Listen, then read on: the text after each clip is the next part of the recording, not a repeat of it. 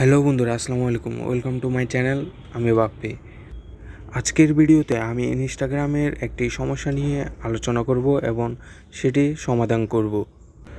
আপনারা যারা ইনস্টাগ্রাম অ্যাপসটি ওপেন করতে পারছেন না, মানে ইনস্টাগ্রাম অ্যাপসটি ওপেন করা মাত্রই বের করে দেয় এবং এই লেখাটি আসে ইনস্টাগ্রাম কিপস স্টপিং।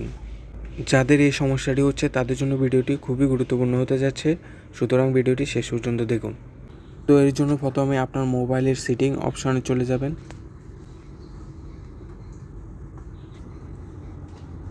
যাওয়ার পর নিচে চলে যাবেন।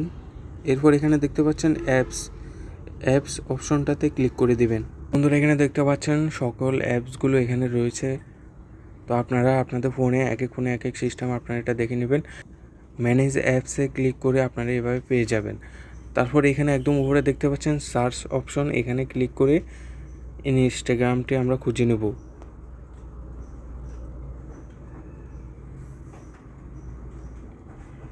ইনস্টাগ্রাম অ্যাপ ইনফোতে আসার পর একদম নিচে চলে যাবেন। আসার পর এখানে দেখতে পাচ্ছেন স্টোরেজে ক্লিক করবেন।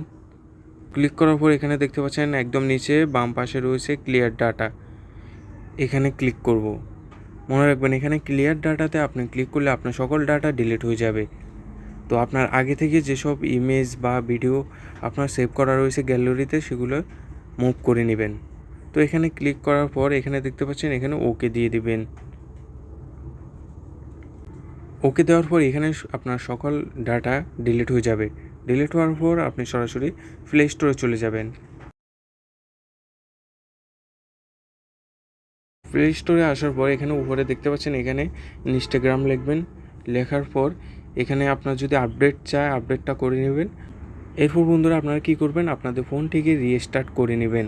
এরপরে আপনার সমস্যার সমাধান হয়ে যাবে। সো বন্ধুরা, আজকের ভিডিওটি এ পর্যন্ত। ভিডিওটি যদি ভালো লাগে অবশ্যই লাইক, কমেন্ট, শেয়ার এবং সাবস্ক্রাইব করে দিবেন। ধন্যবাদ।